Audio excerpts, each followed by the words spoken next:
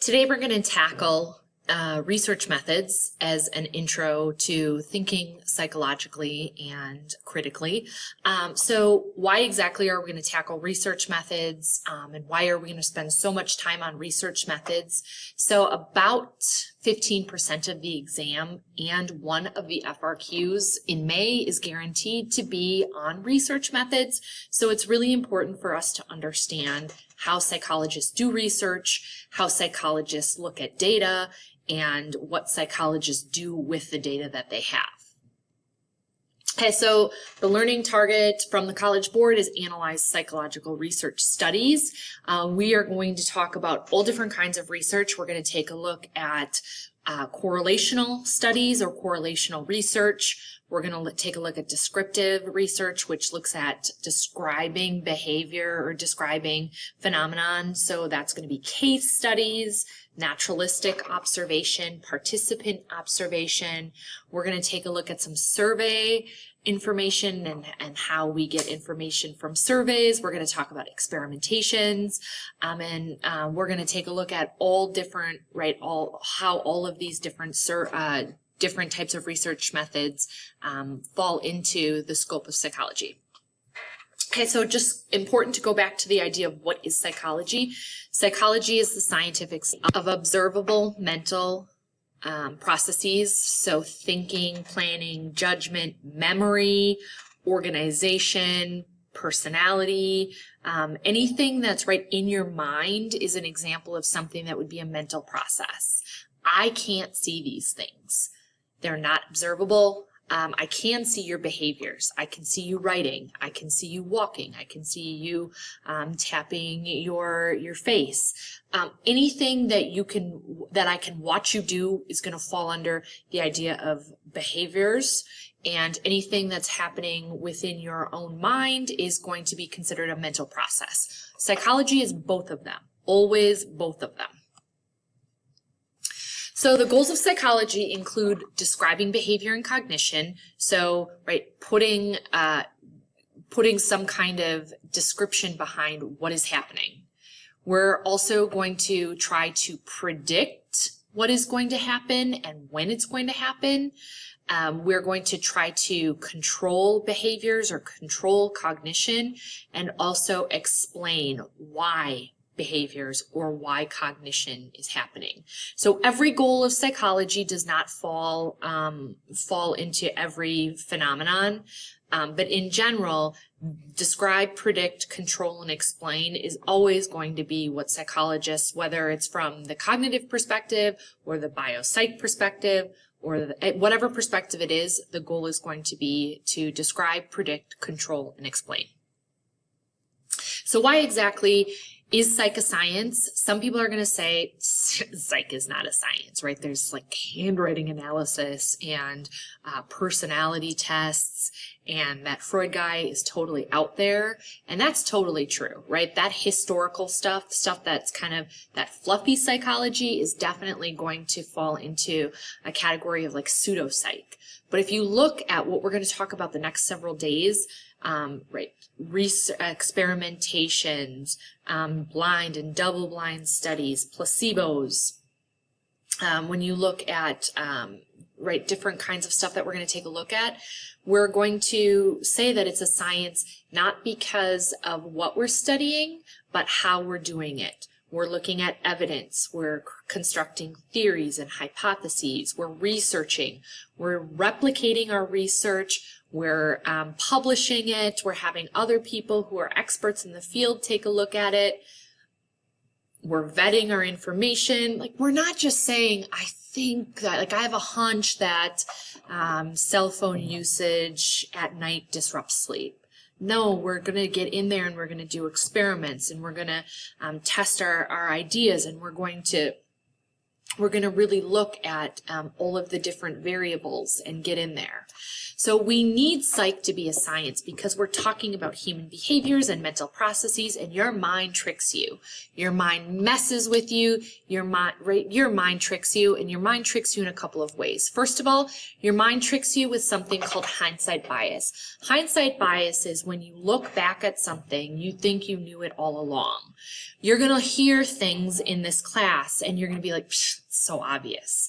But it's hindsight bias. When you hear something, or after you find the solution, or after I go over test questions, or after I do something in class, you're going to be like, well, that's really obvious.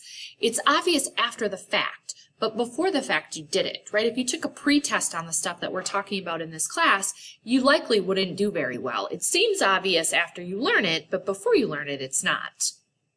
Okay, so Taylor Swift says it best when she's like, I knew you were trouble when you walked in. No, if you knew someone was trouble, right, you wouldn't date them. You wouldn't be friends with them. We have hindsight bias. Things seem obvious, but they're not. We also want to take a look at something called a confirmation bias. So if you were in class, we're going to do an activity with confirmation bias, but you can also watch this video, which has a similar activity. So the video is linked here in the slides if you're at home. But you look for evidence to confirm what you already think is true. I cannot think of a better example than politics in 2020, in a couple months before the election.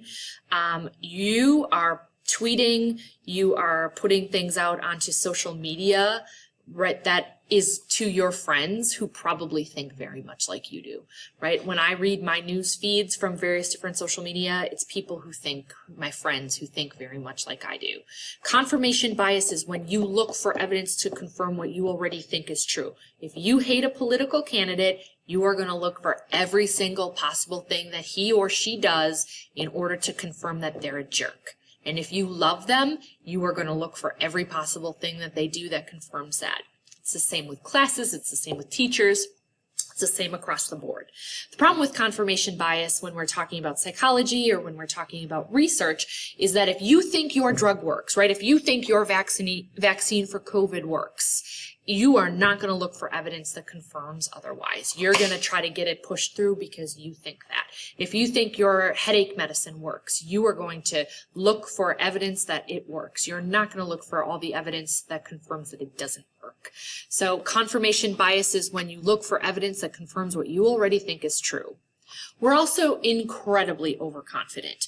We are incredibly overconfident in our abilities. We are incredibly overconfident when we sign up to run a marathon. We are incredibly overconfident when we register for classes, right? Organic chemistry seems like we can totally do that. And then you get into the class and you're like, ouch, okay? So, right, we think we're smarter than we are. We think we are more attractive than we are. We think we are, right, we look better than we do. We think all of these, we think we are, when we try out for a sports team, we think we're definitely going to make the team, and we are absolutely going to make the starting team. And then we get cut, and we're like, dang, what's going on here? But, right, we are more confident than we are correct. This happens a lot. I'm not going to lie, this happens a lot on the first quiz and the first test. People are like, know it, I'm done, I got it, I'm good. And then they take their exam and they get a C or a D, and they're like, I have never gotten a C before in my life.